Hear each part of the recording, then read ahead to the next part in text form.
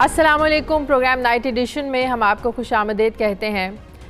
ناظرین، رواں ہفتے قومی اسمبلی نے 26ویں آئینی ترمیم کا بل منظور کیا۔ بل کی سینٹ سے منظوری کے بعد قومی اور صوبائی اسمبلی میں قبائلی علاقوں کی نمائندگی بڑھ جائے گی۔ سوال یہ ہے کہ کیا نمائندگی بڑھنے سے فاٹا کے عوام کے جو مسائل ہیں کیا یہ حل ہو پائیں گے؟ اس پر پروگرام کے پہلے حصے میں بات ہوگی۔ دوسرے حصے میں بات کریں گے کہ کیا جنوبی پنجاب صوبے کا وعدہ تحریک انصاف کی حکومت کے لیے مشکلات پیدا کر سکتا ہے؟ اس پر بھی بات ہوگی۔ پروگرام کا جو آخری حصہ ہوگا اس میں ہم آپ کو بتائیں گے کہ پنجاب کی 56 کمپنیوں میں سے ایک اور کمپنی کا اسکینڈل منظر عام پر آیا ہے۔ اس میں کون سے سابق وزیر ملوث ہیں اور ان کے خلاف کیا کارروائی ہو رہی ہے، اس کی ایکسکلوسیو ڈیٹیلز بھی ہم آپ کے ساتھ پروگرام کے آخری حصے میں شیئر کریں گے۔ لیکن پہلے بات کرتے ہیں فاٹا کو قومی دھارے میں شامل کیے جانے والے جو اقدامات ہیں ان کی۔ ناظرین، فاٹا کا نیم مختار علاقہ 1890 کی دہائی میں افغانستان اور برطانوی ہندوستان کے درمیان ایک بفر زون کے طور پر بنایا گیا تھا۔ گزشتہ سال خیبر پختونخوا میں انضمام سے پہلے قبائلی علاقے 7 ایجنسیوں پر مشتمل تھے، جن میں باجوڑ، محمد، خیبر، کرم، اورکزئی، شمالی وزیرستان اور جنوبی وزیرستان شامل ہیں۔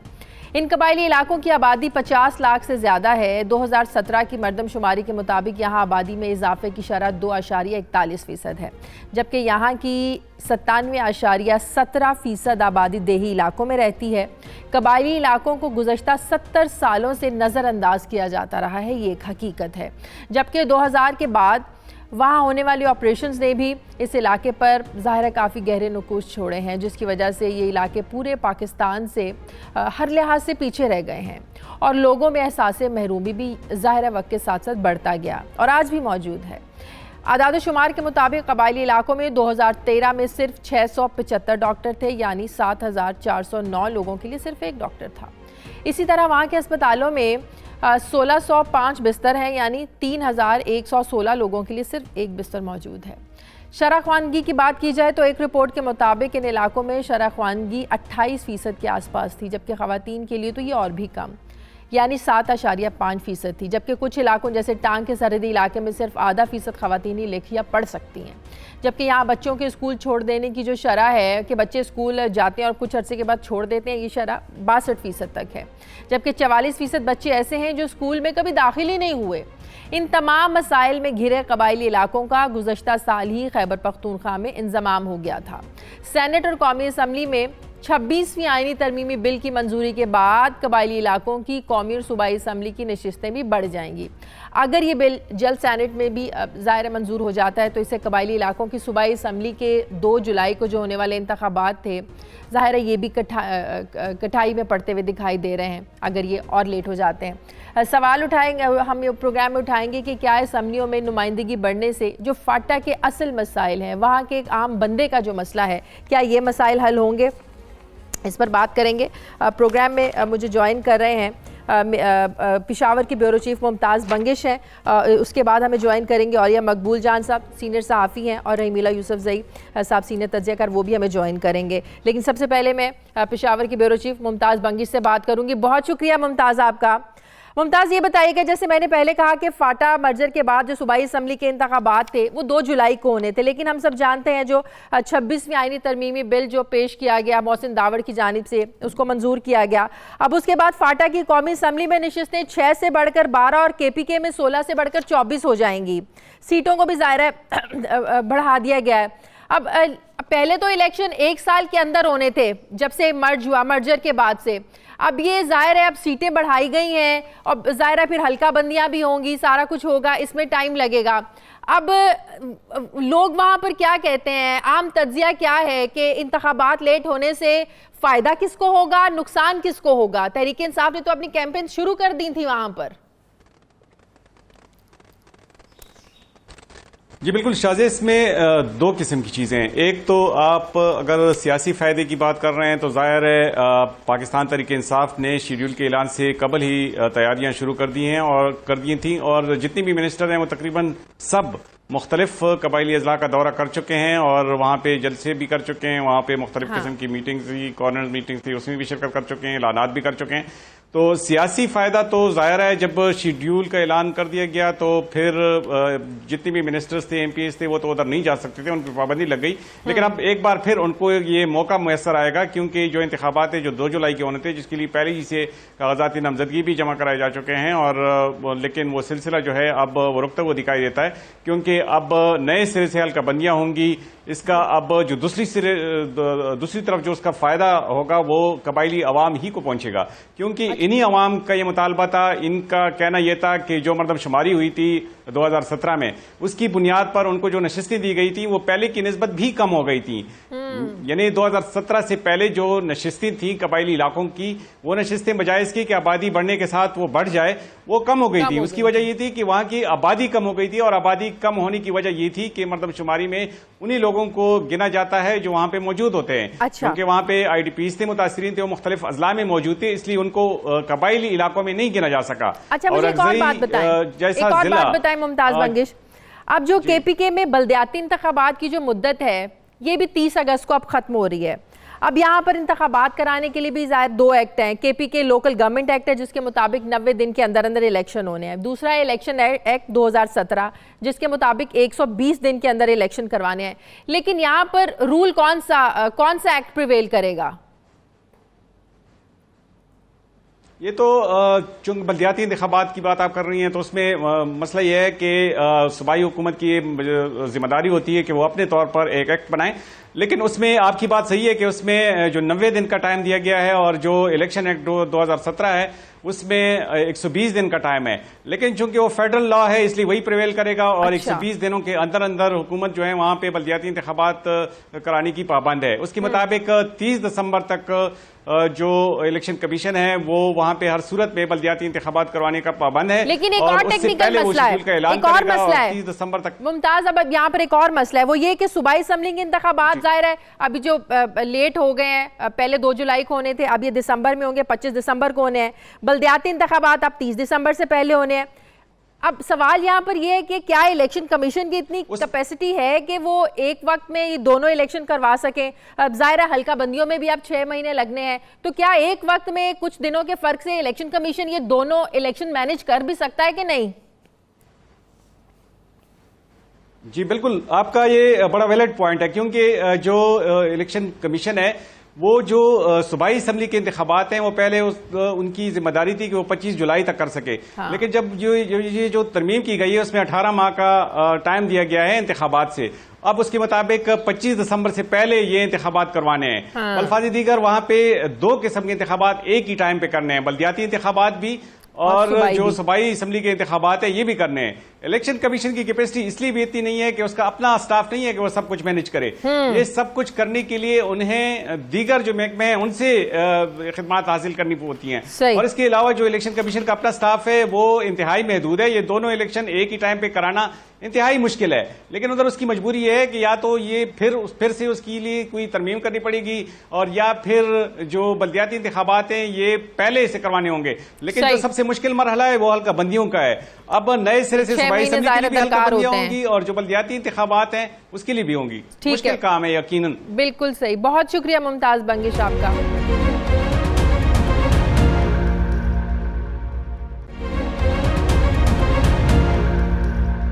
سینئر تجزیہ کار صحافی اوریہ مقبول جان صاحب ہمیں جوائن کر رہے ہیں. بہت شکریہ اوریہ صاحب ہمیں وقت دینے کے لیے. اور اس ابھی جو میں بات کر رہی تھی کہ 26ویں آئینی ترمیم کی منظوری کے بعد فاٹا کی جو قومی اسمبلی میں نشستیں ہیں یہ 6 سے بڑھ کر 12 ہو جائیں گی, کے پی کے اسمبلی میں 16 سے بڑھ کر 24 ہو جائیں گی. فیڈرل لیول پر قومی سیاست پر آپ کیا سمجھتے ہیں کہ اس کا اثر کیا پڑے گا؟ ظاہر ہے فاٹا سے جو بھی جیتا ہے حکومت میں شامل ہوتا ہے, تو اب جب سیٹیں بڑھنے سے آپ سمجھتے ہیں کہ نیشنل پالیٹکس میں اگر بڑے پیرائے میں اس کو دیکھا جائے کچھ فرق پڑے گا اس سے؟ دیکھیں, ایک تو ہم نے یہ تصور کر لیا ہوا ہے کہ جمہوریت یا الیکشن جو ہے یہ امرت دھارا ہے, اور یہ اگر شروع کر دیا جائے تو ملک کے مسائل حل ہو جائیں گے. 1968 میں آرڈیننس 2 آیا ہے بلوچستان میں, اور 5 اسی طرح کی ایجنسیاں وہاں ہوتی تھیں. چاغی تھا, سبی ڈیرہ بگٹی اور کولو تھا, یوب تھا, کوئٹہ پشین کی ایجنسی تھی. یہ ساری کی ساری آج 49 سال سے پاکستان کے جمہوری نظام کا حصہ بن چکی ہیں. وہاں الیکشن ہوئے, سب کچھ. کیا وہاں کی خواندگی شرح بڑھ گئی؟ صحیح. کیا مائیں جو ہیں وہ باہر نکل آئیں اپنے بچوں کو لے کے اسکول میں داخل کرنے کے لیے؟ کیا وہاں ڈاکٹر زیادہ ہو گئے؟ ہم نے یہ تصور کر لیا ہوا ہے کہ چونکہ 4 لوگ اگر اسمبلی میں پہنچ جائیں گے تو اس کے ساتھ ساتھ اللہ تعالیٰ کی طرف سے ایک خون برسنا شروع ہو جائے گا. لیکن اس کے علاوہ کوئی سسٹم بھی تو موجود نہیں ہے نا. اسی سسٹم کے مطابق، جمہوری سسٹم کے مطابق رہتے ہوئے ہمیں چلنا ہے. میں عرض کرتا ہوں جی امریکہ ہے نا، جی امریکہ کے اندر 365 ریزرویشن ریڈ انڈینز کی.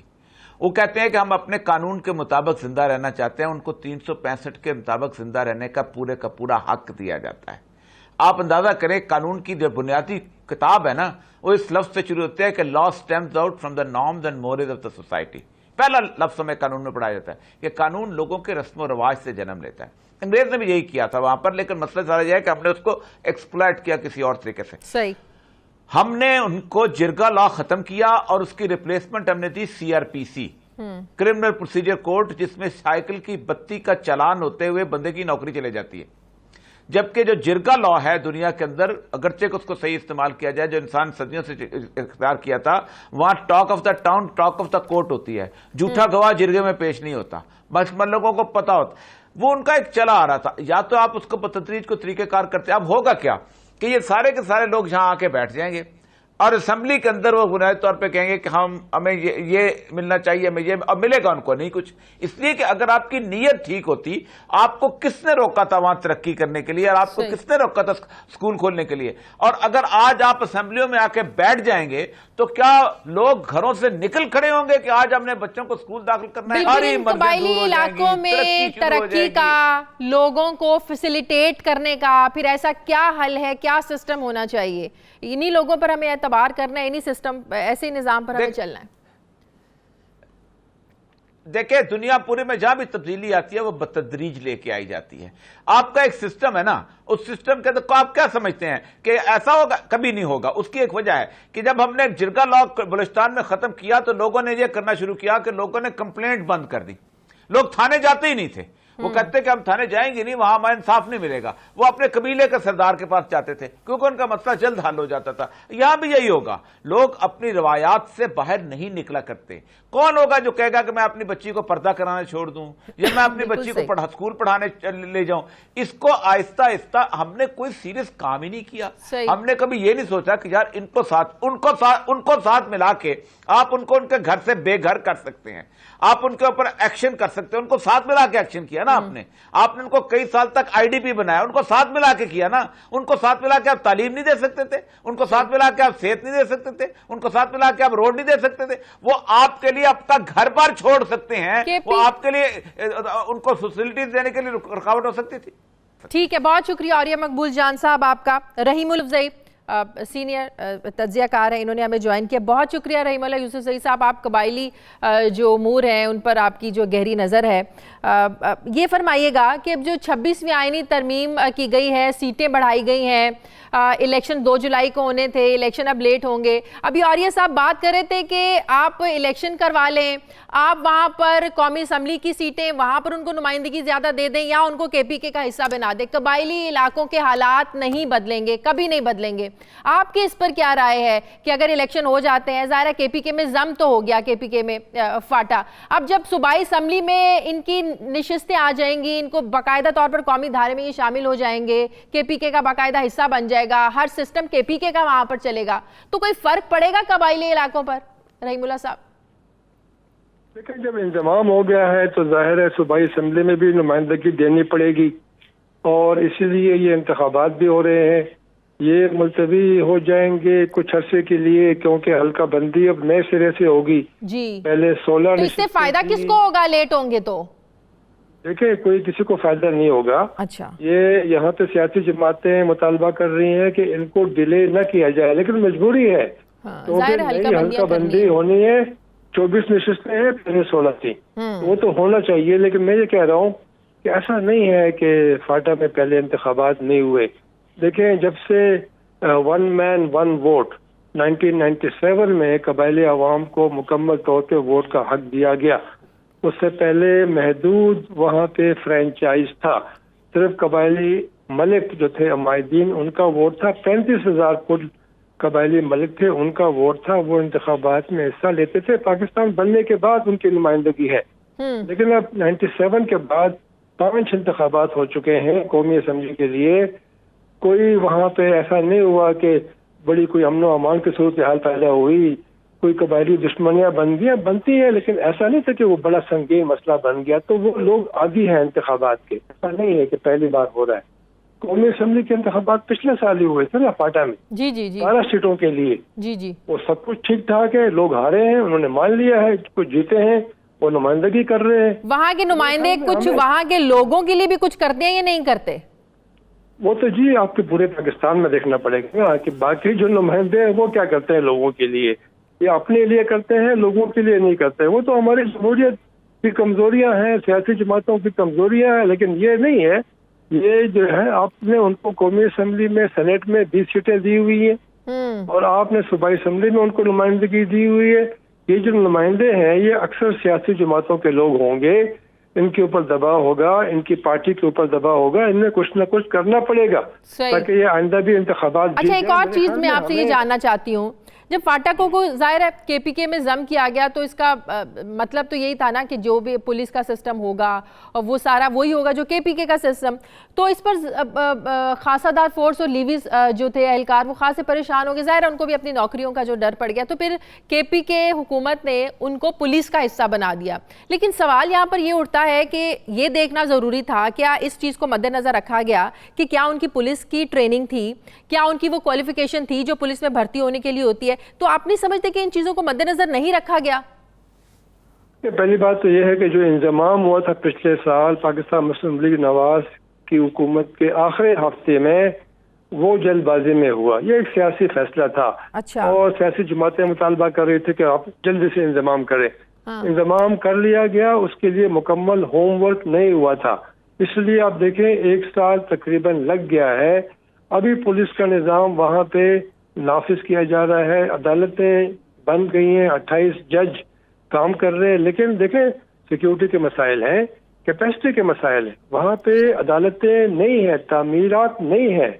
اس لیے مجبوراً وہ عدالتیں جو ہیں وہ جج وہ فاٹا کے اندر نہیں بلکہ ملحقہ ضلع میں کام کر رہے ہیں. یہ مجبوریاں ہیں، وسائل کی بھی کمی ہے. جو حکومت نے وعدہ کیا ہے کہ یہ 100 ارب روپے دیں گے سالانہ 10 سال تک، اب پتہ نہیں وہ رقم ملتی ہے، کب ملتی ہے، پوری ملتی ہے، کم ملتی ہے. یہ سارے مسائل ہمارے پاکستان میں ہیں. جلد بازی میں ہوا. پولیس کا نظام تحریک انصاف کی حکومت اپنی پولیس کی بڑی تعریف کرتی ہے، کے پی کے پولیس کی. انہوں نے کہا ہم نے اصلاحات کی اور وہاں کی پولیس کی پورے پاکستان میں مثالیں دی جاتی ہیں. تو یہ سسٹم، یہ پولیس کا سسٹم فاٹا میں آپ سمجھتے ہیں کہ ایز اٹ از چل سکتا ہے وہاں کے لوگوں کے لیے، قبائلیوں کے لیے؟ ظاہر ہے ان کو ایک جرگہ سسٹم کی عادت تھی، ان کے لیے ایکسیپٹیبل ہوگا یہ پولیس کا سسٹم؟ پہلی بات تو یہ ہے کہ خیبر پختونخوا کی پولیس پہلے ہی سے بہتر تھی. ایسا نہیں ہے کہ تحریک انصاف نے اس کو بڑا بہتر کیا ہے. یہ اصلاحات لے کر آئے ہیں، مزید انہوں نے اس کو بہتر بنایا ہے، لیکن یہ پولیس پہلے بھی کافی اچھی تھی. دوسری بات یہ ہے کہ فاٹا کے عوام کا مزاج جو ہے مختلف ہے. آپ نے بھی کہا جرگہ کا نظام ہے، FCR کا قانون تھا، تو ظاہر ہے اس کو سمجھنے میں پولیس کا نظام، اس کے ذریعے انصاف حاصل کرنا، امن و امان قائم کرنا ذرا بہت بڑا چیلنج ہوگا. یہ آسان کام نہیں ہے. یہ بالکل ایک نیا نظام. دیکھیں 117 سال تک FCR کا قانون رہا، اس کو ختم کیا. ابھی آپ ایک نیا نظام لے کے آئیں گے، اس میں وقت لگے گا، لوگوں کو سمجھنے میں، ایڈجسٹ کرنے میں بالکل ظاہرہ مشکل ہوگی اور حکومت کو بھی مشکل ہوگی اس کو امپلیمنٹ کروانے میں. بہت بہت شکریہ رحیم اللہ یوسف، ہمارے ساتھ ہیں. ناظرین مجھے پروگرام میں ایک بریک لینی ہے. بریک کے بعد جب واپس آئیں گے تو بات کریں گے جنوبی پنجاب صوبے کے لیے ابھی تک سنجیدہ پیش رفت آخر ہو کیوں نہیں سکی ہے. ہر طرف سے قراردادیں تو جمع کروائی جا رہی ہیں لیکن اس پر جو امپلیمنٹیشن ہے وہ کیوں نہیں ہو پا رہی. ایک چھوٹے سے وقفے کے بعد.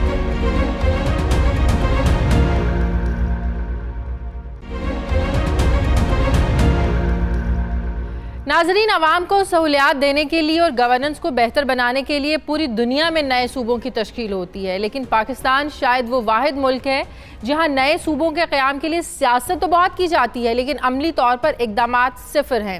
پاکستان میں آج تک ہر سیاسی جماعت جنوبی پنجاب صوبے کے قیام کا وعدہ کر کے اقتدار میں آتی تو ہے، لیکن وعدہ پورا نہیں کرتی۔ تحریک انصاف نے 100 دنوں میں جنوبی پنجاب صوبے کے قیام کا وعدہ کیا تھا، لیکن 270 دن گزر جانے کے باوجود بھی جنوبی پنجاب کے عوام حکمرانوں کی جانب دیکھ رہے ہیں کہ وہ آخر کب اپنا وعدہ پورا کریں گے۔ اسی ہفتے میں قومی اسمبلی میں جنوبی پنجاب صوبہ بنانے کی قرارداد منظور ہوئی۔ اس قرارداد پر حکومتی اتحاد کے ساتھ ہمیں اپوزیشن کا اتحاد بھی تقسیم نظر آیا۔ پیپلز پارٹی نے اس بل کی حمایت کی، جبکہ نون لیگ اس کی مخالفت کرتی نظر آئی۔ نون لیگ کا موقف ہے کہ جنوبی پنجاب صوبے کے قیام کے ساتھ صوبہ بہاولپور کا قیام بھی عمل میں آنا چاہیے، یعنی 2 صوبے بننے چاہیے۔ نون لیگ نے ایسا ہی ایک ترمیمی بل قومی اسمبلی میں بھی جمع کروایا ہوا ہے، جبکہ حکومتی اتحادی کاف لیگ کے سینئر رہنما اور وفاقی وزیر ہاؤسنگ طارق بشیر چیمہ نے بھی صرف جنوبی پنجاب صوبے کی مخالفت کر دی ہے۔ ان کا یہ موقف ہے کہ جنوبی پنجاب بھی بننا چاہیے اور صوبہ بہاولپور کی پرانی حیثیت بھی بحال ہونی چاہیے۔ انہوں نے تو یہاں تک کہہ دیا ہے کہ چاہے حکومت چھوڑنی پڑے، بہاولپور صوبے کے لیے ہر دروازے پر جائیں گے۔ جبکہ سب سے اہم بات یہ ہے کہ تحریک انصاف کی حکومت نے جنوبی پنجاب کے عوام کی بجائے ان کے منتخب اراکین اسمبلی کا احساس محرومی تو دور کر دیا، انہیں عام بڑی بڑی وزارتوں سے نواز دیا، جس کے بعد ان اراکین کی جانب سے نئے صوبے کے حوالے سے ہم نے نہیں دیکھا کوئی بات کی گئی ہو۔ سوال یہ ہے کہ کیا صوبہ بہاولپور کے قیام پر تحریک انصاف اپنے اتحادیوں سے کوئی بلیک میل ہونے جا رہی ہے؟ کیا کریں؟ 10 سیٹوں کے سہارے پر کھڑی ہوئی ہے یہ حکومت۔ اسی پر بات کرنے جا رہے ہیں مشیر اطلاعات ڈاکٹر فردوس عاشق اوان صاحبہ نے ہمیں جوائن کیا ہے۔ بہت شکریہ ڈاکٹر صاحب آپ کا۔ جیسا میں ابھی آپ اپنے انٹرو میں کہہ رہی تھی کہ پتہ نہیں آپ کے اتحادیوں کو کیا ہو گیا ہے، بڑا شور مچنا شروع ہو گیا ہے صوبہ بہاولپور کا۔ چیمہ صاحب نے تو کہہ دیا ہے کہ حکومت چھوڑنی بھی پڑی تو جو ہے نا وہ چھوڑ دیں گے۔ ہم آپ سے اپیل کریں گے کہ بہاولپور صوبے پر جو ہے نا ان کو سپورٹ کیا جائے۔ کیا سمجھا جائے کہ آپ لوگ بلیک میل آپ کو کیا جا رہا ہے، آپ بلیک میل ہو جائیں گے؟ 10 سیٹوں کے سہارے آپ کی حکومت کھڑی ہے، ظاہر ہے آپ کے اہم اتحادی ہیں پنجاب میں حکومت کے حوالے سے، آپ لوگ کیا سوچ رہے ہیں اس پر؟ بسم اللہ الرحمن الرحیم۔ شازیہ، پہلی بات تو یہ ہے کہ پاکستان تحریک انصاف کی قیادت عمران خان صاحب کی جو ویژن ہے وہ کسی ایک صوبے یا کسی ایک خطے یا کسی ایک علاقے تک محدود نہیں ہے۔ ان کا جو ویژن ہے وہ پورے پاکستان کو وہ ایک طرح کی سوچ کے ساتھ، ایک طرح کی کمٹمنٹ کے ساتھ دیکھتے ہیں۔ ہاں، جو پسماندہ علاقے ہیں، جو ہمارے نیگلیکٹڈ ایریاز رہے ہیں، جو ڈپرائیوڈ رہے ہیں، جہاں پہ اپرچونٹیز اس طرح سے دستیاب نہیں، اس میں جنوبی پنجاب وہ خطہ ہے جہاں ایکول ڈسٹریبیوشن نہیں ہوئی وسائل کی، اور اوورآل جو چیلنجز ہیں وہ اپ ہل ٹاسک کے طور پہ جو بھی حکومت آئی اس نے نعرے لگائے لیکن اس پہ عمل نہیں کیا۔ یہ واحد پاکستان تحریک انصاف ہے، عمران خان ہے کہ انہوں نے جنوبی پنجاب سے وزیر اعلیٰ کا انتخاب کیا اور ایک ایسے وزیر اعلیٰ کو امپاور کیا جو ان میں سے تھا اور ان جیسے تھا۔ اور اس کا مقصد ہے نہیں، یہ لالی پاپ نہیں ہے شازیہ، یہ لالی پاپ نہیں ہے، یہ اس منزل کی طرف پہلا قدم ہے۔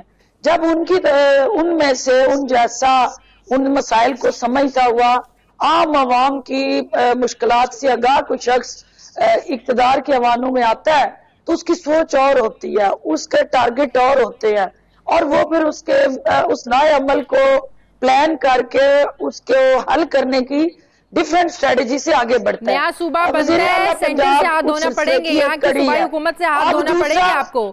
جنوبی پنجاب میں تو آپ لوگوں کی حکومت بن جائے گی، یہاں سے آپ کو جانا پڑے گا۔ ہمیں عوامی مفاد پہ شازیہ کوئی سیاست نہیں کرنی۔ ہمارا جو عوامی مفاد ہے نا وہ سیاسی مفاد سے کہیں زیادہ بالا تر ہے۔ ہمارا قومی مفاد جو ہے وہ ہماری اولین ترجیح ہے۔ ہمیں پتا ہے کہ جو پاکستان کے اس وقت سب سے بڑے مسائل میں ایک نمبر 1 مسئلہ ہے وہ آپ کا لوگوں کے اندر احساس محرومی ہے۔ اس احساس محرومی کو آپ اسی وقت دور کر سکتے ہیں جب آپ ان کو امپاور کریں گے۔ آپ کا جو لوکل گورنمنٹ نے بل پاس کیا، جو آپ نے قومی اسمبلی اور سینٹ میں 2/3 اکثریت اس کے لیے ضروری ہے، ٹھیک ہے نا، منظوری لازم ہے۔ اب جب پیپلز پارٹی بھی چاہ رہی ہے، نون لیگ بھی چاہ رہی ہے، اگر آپ لوگ یہ سمجھتے ہیں کہ وہ صرف سیاست نہیں کر رہے ہیں، اپنی سیاست نہیں چمکا رہے ہیں، اگر وہ آپ کا ساتھ دینے کے لیے تیار ہے قانون سازی میں، پھر تو دیر ہونی نہیں چاہیے۔ Shazia most welcome. ہمیں خوشی ہوگی اپوزیشن کو سیریس جو بزنس ہے, سیریس ایشوز ہیں, جہاں جہاں عوام کا اور قوم کا مفاد ہے اور ملک کا مفاد ہے, اس میں ہمیں اکٹھے ہونے میں کوئی حرج نہیں ہے. اور حکومت جو پسماندہ علاقوں کی ترقی اور خوشحالی کے لیے ہر دروازے پہ دستک دینے کے لیے تیار ہے, اپوزیشن کو ساتھ لے کے چلنے کے لیے تیار ہے, لیکن سیاسی پوائنٹ سکورنگ کے لیے نہیں. اپوزیشن کو جنوبی پنجاب کے صوبے کے حوالے سے ایک ٹھوس اور دیر پا وہ تمام ایکشن, صرف یہ نہیں کہ ریزولوشن دے دی پیچھے ہٹ کے, اس کے لیے کنسلٹیشن. بہاولپور بھی بنائیں, جنوبی پنجاب بھی بنائیں, بھلے ہی آپ جنوبی پنجاب بنائیں, جو مرضی صوبے بنائیں, بہاولپور بھی بنائیں. یہ اختلاف کیسے ختم ہوگا؟ یہ کاف لیگ کی جو آپ نے ڈیمانڈ سنائی ہے کہ بھی وہ بہاولپور کے حوالے سے ان کی ترجیحات ہیں, کاف لیگ ہماری اتحادی جماعت ہے, یہ ہم نہیں کر سکتے کہ ان کو ہم دیوار کے ساتھ لگا کے ان کی خواہشات کو بلڈوز کر کے ہم صرف اپنی بات کریں. ہمیں ان کو بھی انگیج کرنا ہے, ان کے ساتھ بیٹھنا ہے, ان کے جو جائز تحفظات ہیں ان کو ختم کرنا ہے. اور ہم ان کا ہمارا مقصد ایک ہی ہے کہ پسماندہ صوبوں کو, علاقوں کو, اور خاص طور پہ ان ایریاز کو جہاں بنیادی سہولتوں کا فقدان ہے وہاں ان کی فراہمی کو یقینی بنائیں. ٹھیک ہے, بہت بہت شکریہ. ڈاکٹر فردوس عاشق اعوان صاحبہ ہمارے ساتھ تھیں. سینئر تجزیہ کار ہارون رشید صاحب نے ہمیں جوائن کیا. بہت شکریہ ہارون رشید صاحب آپ کا. ہارون رشید صاحب, ابھی میں ڈاکٹر صاحبہ سے بات کر رہی تھی کہ کاف لیگ نے بڑا جو شور مچایا ہوا ہے کہ صوبہ بہاولپور بننا چاہیے, جنوبی پنجاب صوبہ بھی بننا چاہیے. میں ان سے یہی بات کر رہی تھی کہ بھلے اپنے دور حکومت میں تو ان کو یاد ہو یا نہ ہو, خود صوبہ بنانے کے مخالف تھے. اب چلیں اگر ان کو یاد آئی گیا, لیکن وہ کہہ رہے ہیں کہ جو بہاولپور ہے 3 اضلاع پر مشتمل, آپ اس کو صوبہ بنا دیں. وزیر خارجہ صاحب کہتے ہیں کہ نہیں جی, نیا صوبہ ملتان بہاولپور ڈیرہ غازی خان پر مشتمل ہوگا. اصولی طور پر کس کا موقف آپ کو درست لگتا ہے ہارون صاحب؟ وہ دراصل یہ کہہ رہے ہیں کہ بھائی مونس علائی کو وزیر بنائیں, وہ یہ کہہ رہے ہیں کہ ہمارے ساتھ مشورہ کریں, وہ یہ کہہ رہے ہیں کہ بلدیاتی الیکشن کا بل آپ نے پیش کیا, ہم سے پوچھا نہیں, وہ یہ کہہ رہے ہیں کہ صوبے کا ہمیں پتہ اچانک چلا. ان کے اصل مطالبات اور ہیں. یہ بھی ایک وجہ ہو سکتی ہے. تو بہاولپور صوبہ رہا ہے جذباتی وابستگی, میں وہیں کا رہنے والا ہوں, میرا تعلق رحیم ارخا سے ہے, بڑی شاندار تحریک تھی. لیکن اصل شکوہ دیکھیں اقتدار میں, نیپولین نے کہا تھا there are enemies and allies in politics, no friends. سیاست میں یا دشمن ہوتے ہیں یا حلیف ہوتے ہیں, سیاست میں دوست کوئی نہیں ہوتا.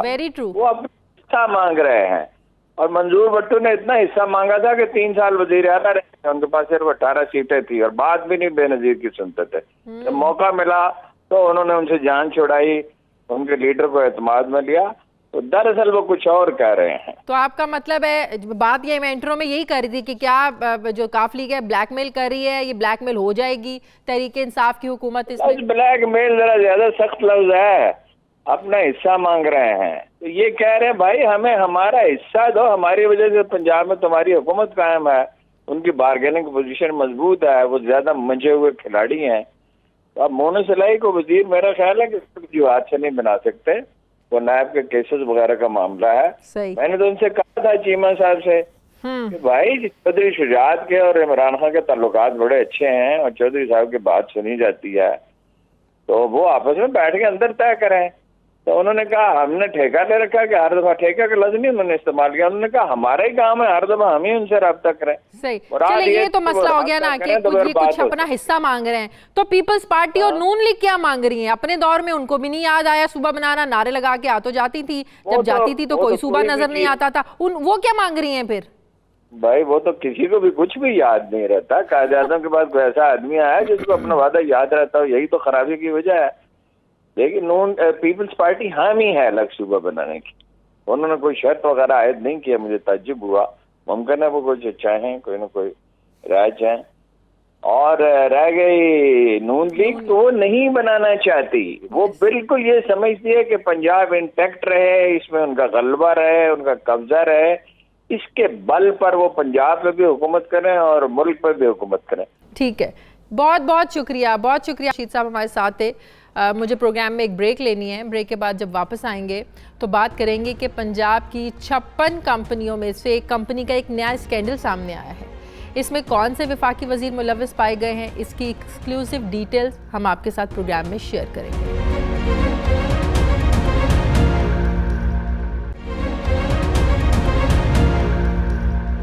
ناظرین، پنجاب میں نون لیگ کی سابقہ حکومت کا ایک اور کارنامہ سامنے آیا ہے۔ پنجاب کی 56 کمپنیوں کے بارے میں تو آپ نے سنا ہی ہوگا۔ انہی کمپنیوں میں سے مبینہ کرپشن اور اختیارات کے ناجائز استعمال نے شہباز خاندان کو مشکل میں ڈالا تھا۔ اب انہی 56 کمپنیوں میں سے ایک اور کمپنی کے چیئرمین کے گرد ادارے جو ہیں وہ اپنا گھیرا تنگ کر رہے ہیں۔ پنجاب کی 56 کمپنیوں میں شامل ساؤتھ پنجاب فارسٹ کمپنی کے سابق چیئرمین اور مسلم لیگ نون کے ایم پی اے سردار اویس لغاری محکمہ جنگلات کی زمین کوڑیوں کے مول رشتہ داروں سمیت قریبی دوستوں میں بانٹتے رہے، یہ ان پر الزام لگ رہا ہے محکمہ اینٹی کرپشن کی جانب سے۔ انکشاف ہوا ہے کہ سردار اویس لغاری نے سرکاری زمین صرف 800 سے 850 روپے فی ایکڑ کے حساب سے 15 سال کی لیز پر دی، جبکہ علاقے میں 50,000 روپے فی ایکڑ کے حساب سے صرف 1 سال کے لیے لیز زمین پر دی جاتی ہے۔ محکمہ اینٹی کرپشن پنجاب کے ڈائریکٹر کی ہدایت پر پولیس نے ایم پی اے اویس لغاری سمیت کمپنی کے سی ای او کے خلاف جنگلات کے رقبے کی الاٹمنٹ کے حوالے سے گورنمنٹ کے فنڈز میں کروڑوں روپے کی خرد برد پر مقدمہ بھی درج کر لیا۔ مسلم لیگ نون کے ایم پی اے سمیت سی ای او نے عدالت سے 22 مئی تک ایف آئی آر کے بعد اس سے جو ہے نا وہ ضمانت کروا لی ہے، جبکہ ذرائع سے دستیاب جو ایف آئی آر کے مطابق ڈی جی خان کے مختلف موضوعات میں وقوع پذیر ہزاروں ایکڑ محکمہ جنگلات کی زمین کو مبینہ غیر قانونی طریقے سے مذموم مقاصد کے لیے ساؤتھ پنجاب فارسٹ کمپنی کو انتقال اس کا کیا گیا۔ ایف آئی آر میں یہ بھی لکھا گیا ہے کہ یہ مذموم جو مقاصد تھے جس کے لیے یہ سب کچھ کیا گیا سستے داموں اپنے رشتہ داروں کو دی گئیں، ان سے یہ ثابت ہو چکا ہے کہ یہ زمین کمپنی کے چیئرمین کے رشتہ داروں اور دوستوں اور سیاسی حمایت یافتہ دوستوں کو کوڑیوں کے مول جو ہے نا کوڑیوں کے بھاؤ الاٹ کی گئی، جس کی وجہ سے قومی خزانے کو کروڑوں روپے کا نقصان برداشت کرنا پڑا۔ ایف آئی آر میں درج نقصان کی مالیت 15 کروڑ روپے بتائی گئی ہے۔ اس پر مزید کیا ڈیٹیلز ہے اس پر ہم بات کریں گے، میرے ساتھ موجود ہیں ہمارے نمائندے۔ شہزاد، مزید اس کے بارے میں کیا ڈیٹیلز ہیں، کیسے سردار لغاری نے اپنے رشتہ داروں کو، اپنے دوستوں کو، سیاسی لوگوں کو نوازا ہے؟ میڈم، یہ 99,077 ایکڑ زمین ہے جو ڈیرہ غازی خان کے مختلف علاقوں میں جو موضوعات وہ بنتے ہیں وہاں اس کے کافی مختلف رقبے پہ محیط ہے نا۔ تو اینٹی کرپشن ڈیرہ غازی خان نے 7 اور 8 مئی کے درمیان یہ سردار احمد خان لغاری جو کہ چیئرمین تھا ساؤتھ پنجاب فارسٹ کمپنی کا، اور جو طاہر رشید صاحب تھے یہ کمپنی کے سی ای او صاحب تھے، ان کے خلاف مقدمہ درج کیا تھا۔ ان پہ کروڑوں روپے کی کرپشن کی خود کا الزام تھا۔ انہوں نے ساؤتھ پنجاب کمپنی کے جو ریکارڈ ہے اس کو 14 مئی تک جو اینٹی کرپشن ڈیرہ غازی خان کو دینے کا وعدہ کیا تھا، لیکن ابھی تک ریکارڈ فراہم نہیں کیا گیا۔ ریکارڈ میں اینٹی کرپشن ڈیرہ غازی خان نے ان سے بجٹ کے 3 سال کے بجٹ کے حوالے سے تفصیلات مانگی تھی۔ اس کے علاوہ 3 سال کے دوران جتنی گاڑیاں لی گئی تھی ان کے حوالے سے تفصیلات مانگی تھی۔ اس کے علاوہ جو کامیاب بیڈرز تھے، ان کے خیال میں انہوں نے کافی جو 3 سال کے عرصے کے دوران کافی بیڈرز کو جو ہے وہ زمین جو پرائیویٹ لوگوں کو جو ہے وہ زمین دی تھی، اس کے مختلف کنڈیشنز پہ ہر ایک کو ڈفرینٹ کنڈیشنز پہ دی تھی۔ تو اس حوالے سے محکمہ اینٹی کرپشن نے جو ڈفرینٹ درخواستیں موصول ہوئی اس کے بعد یہ انہوں نے انویسٹیگیشن سٹارٹ کی تھی۔ اس میں تو جو ریکارڈ ان سے مانگا گیا تھا، جو ڈیٹیلز مانگی گئی تھیں لغاری صاحب سے، وہ انہوں نے پرووائڈ کی ان کو؟ نہیں، ابھی تک کوئی انفارمیشن پرووائڈ نہیں کی گئی ہے۔ جو ہمارے ذرائع ہیں جو اینٹی کرپشن پنجاب میں، ان کے مطابق یہ 14 مئی تک انہوں نے کہا تھا کہ ہم دے دیں گے، لیکن ابھی تک جو ان کی مطلوبہ جو ہے جو انہوں نے کہا تھا ہمیں معلومات دی جائیں، اس حوالے سے کوئی انفارمیشن نہیں دی گئی ہے۔ ٹھیک ہے، بہت شکریہ شہزاد پر ساتھ تھے سردار اویس لغاری صاحب نے بھی جوائن کیا۔ بہت شکریہ لغاری صاحب آپ کا۔ لغاری صاحب، آپ کے خلاف تحقیقات ہو رہی ہیں، یہ انہی 56 کمپنیوں میں سے ایک کمپنی ہے جس کا سکینڈل سامنے آیا ہے، ہم بات کر رہے ہیں۔ کیا آپ کو بھی لگتا ہے کہ یہ بدنیتی پر کر رہی ہے تحریک انصاف کی حکومت؟ کیونکہ نون لیگ والے تو یہی کہہ رہے ہیں کہ جن لوگوں کے خلاف کیسز بن رہے ہیں وہ سیاسی بنیادوں پر اور بدنیتی پر مبنی کیسز ہیں سارے۔ جو چیزیں آپ نے ابھی اپنی انٹرو کے اندر ساری بیان کی ہیں، وہ جو چیزیں ہیں اس میں سے بہت ساری فیکٹس کے خلاف ہیں۔ جو ایف آئی آر درج کی گئی ہے اور آپ کی انٹروڈکشن کے اندر اس ایف آئی آر کی جی متن کے اندر فرق ہے نمبر 1 جو آپ نے پورٹرے کیا ہے. دوسرا میں یہ پہلے ایک اپنے سوشل میڈیا کے ذریعے ویڈیو بیان کے اندر بول چکا ہوا ہوں کہ جتنی بھی ساؤتھ پنجاب فارسٹ کمپنی نے ایز اے کمپنی یہ بیڈنگ کا پروسیس کیا اور اس میں سے گزرے بطور چیئرمین اس کمپنی کے اور ایک بورڈ ممبر کے میں ان کی تمام فیصلوں کو ایک دفعہ نہیں 10 دفعہ ایکسیپٹ بھی کروں گا اور انڈورس بھی کرنا چاہوں گا.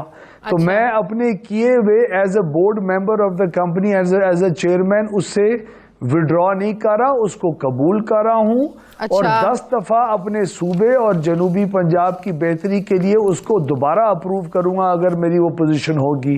نمبر 1. نمبر 2 یہ ہے کہ اس خطے کے اندر یہ چیز جس شفافیت سے کی گئی میرے خیال میں پنجاب کی تاریخ کے اندر کوئی بھی بڈنگ پروسیس اس شفافیت سے نہیں کیا ہوگا. نمبر 3 یہ ہے کہ ہاں باقی کیسز کا مجھے کسی کی پرسنل اکاؤنٹس یا کیسز رکھنے کی نہ عادت ہے اور نہ کبھی رکھا ہے. میں اپنے لیے بات کر سکتا ہوں جو ان چیزوں کا مجھے معلوم ہے. تو پھر آپ پہ کیس کیوں بنا؟ ایف آئی نے کی, یہ سب کچھ کس نے کیا؟ 100% وہ آپ سے ریکارڈ مانگ رہے ہیں, پھر سب ان کو دے دیں. اگر اتنی صاف شفاف بیڈنگ ہوئی ہے آپ نے رشتہ داروں کو نہیں دی, ہم تو صرف سوال پوچھ رہے ہیں نا. آپ اپنا موقف دے دیں, پروگرام میں بھی دے دیں, اور ہمارے تک تو یہی اطلاعات ہے نا کہ آپ نے محکمہ اینٹی کرپشن کو وہ جو ڈیٹیلز مانگ رہے ہیں آپ نے نہیں دی. جو بھی انہوں نے انکوائری کی سٹیج کے اوپر ایف آئی آر درج کرنے سے پہلے ان رائٹنگ میرے لائرز کے ذریعے ان رائٹنگ کورسپونڈنس اور ثبوت ہیں, جو بھی سوالات انہوں نے مجھ سے کیے تھے اس کے 100% ان سوالات کے جوابات ان تک پہنچائے جا چکے ہیں. اب انویسٹیگیشن شروع ہوئی ہے ایک جھوٹی ایف آئی آر کی, اس میں جتنے بھی سوالات اٹھائے جائیں گے as a citizen of this country سوال ہے جس ایف آئی آر کو آپ جھوٹا کہہ رہے ہیں, یہ کس نے کروائی ہے, کیوں کروائی ہے, کیا مقصد ہو سکتا ہے؟ سب کچھ اتنا صاف شفاف چل رہا ہے, آپ سب چیزوں کے جواب بھی دے رہے ہیں. جی یہ آپ اس حکومت سے پوچھئے کیونکہ میرے تو حکومت کے اندر جاسوس نہیں بیٹھے ہوئے, لیکن آپ کا مطلب ہے ہمارے جاسوس بیٹھے ہوئے ہیں. بڑی کلیئر چیز لگ رہی ہے, نہیں بڑی کلیئر چیز لگ رہی ہے کہ ظاہر ہے انہوں نے ہر ایک کے اوپر ایک بہتان لگانے کا جو سلسلہ جاری کیا ہوا ہے. شاید میں بیچارہ بھی اس کی زد میں آ گیا ہوں, تو ان کو کرنے دیں اپنا شوق پورا, ہم بھی جی لیگلی ہر چیز سامنے رکھیں گے. لیکن اس بات کا پہلے بھی میں آن ویڈیو ریکارڈ یہ چیز بیان کر چکا ہوں کہ میری یہ تاریخ کا حصہ نہیں ہے اس قسم کی حرکات کرنا. الحمدللہ اس ملک کو جس طریقے سے میں نے سرو کیا ہے اور جس شفافیت کے ذریعے میری یہ ٹریننگ نہیں ہے. تھینک یو سو مچ اویس لغاری صاحب, بہت شکریہ. ناظرین, پروگرام کا ہمارا آج کا جو ایڈیٹوریل کامنٹ ہے وہ یہ ہے کہ ایک طرف عید کے بعد جہاں اپوزیشن حکومت کے خلاف احتجاج کا سوچ رہی ہے, وہیں یہ بھی کہا جا رہا ہے کہ عید کے بعد پنجاب حکومت میں بڑی تبدیلیاں متوقع ہیں. کل پنجاب حکومت کے سابق سینئر وزیر اور تحریک انصاف کے اہم رہنما عبدالعلیم خان کو ضمانت پر رہا کیا گیا. لاہور ہائی کورٹ کی جسٹس علی باقر نجفی اور جسٹس سردار احمد نعیم پر مشتمل بینچ نے عبدالعلیم خان کو 10-10 لاکھ روپے کے ضمانتی مسلکیں جمع کروانے کی جو ہے وہ حکم جاری کیا. علیم خان کو نیب نے آمدن سے زائد اثاثے رکھنے اور اختیارات کے ناجائز استعمال کے جو ان پر الزام تھا, انہی الزامات کے تحت فروری میں ان کو گرفتار کیا گیا تھا, اور گرفتاری کے فوراً بعد علیم خان وزارت سے مستعفی ہو گئے تھے. لیکن وہ نیب کی حفاظتی تحویل میں پنجاب اسمبلی کے اجلاسوں میں ہم سب جانتے ہیں کہ وہ شریک ہوتے رہے. عبدالعلیم خان پنجاب کابینہ میں سینئر وزیر کے عہدے پر فائز تھے اور بلدیات کے محکمے کا قلمدان بھی انہی کے پاس تھا. ان کے ہوتے ہوئے یہ کہا جاتا تھا کہ اصل میں پنجاب میں جو حکومت ہے وہ انہی کی ہے. وزیر اعلیٰ عثمان بزدار تو صرف ڈمی وزیر اعلیٰ ہیں. علیم خان نے نیب کی جانب سے گرفتاری پر اپنے صوبائی عہدوں سے استعفے دے دیے تھے, لیکن اب یہ کہا جا رہا ہے کہ علیم خان کوئی بھی وزارت قبول نہیں کریں گے. ہمارے ذرائع تو یہ بھی بتا رہے ہیں کہ وہ پارٹی قیادت خاص طور پر چیئرمین عمران خان سے بھی کافی ناراض ہیں, کیونکہ پارٹی نے ان کی گرفتاری پر کوئی سیاسی بیانیہ نہیں اپنایا, جبکہ وہ سمجھتے ہیں کہ بلا امتیاز احتساب کے نام پر شاید انہیں قربانی کا بکرا بنایا گیا ہے. اپوزیشن بھی ویسے یہی بات کرتی ہے. اس کی ایک جھلک ہم نے کل ان کی رہائی کے بعد میڈیا سے گفتگو میں دیکھی, جب انہوں نے کہا کہ نیب پہلے گرفتار کر لیتا ہے, بعد میں سوچتا ہے کہ مقدمہ کیا بنانا ہے. آنے والے دنوں میں علیم خان کا پنجاب میں آخر کردار ہوگا کیا؟ آیا وہ پنجاب کی باغ دوڑ سنبھالیں گے یا بالکل الگ ہو جائیں گے؟ یہ تو آنے والا وقت ہی بتائے گا. لیکن ایک بات جو یہاں پر خوش آئند ہے وہ یہ ہے کہ علیم خان 100 دنوں کی قید میں نہ تو ایک بھی دن بیمار ہوئے اور نہ ہی قبل از گرفتاری انہوں نے ضمانت کروائی. پروگرام کا وقت ختم ہو گیا ہے, مجھے پروگرام سے اجازت دیجیے. فیڈ بیک ضرور دیجیے گا, اپنا خیال رکھیے گا. اللہ حافظ.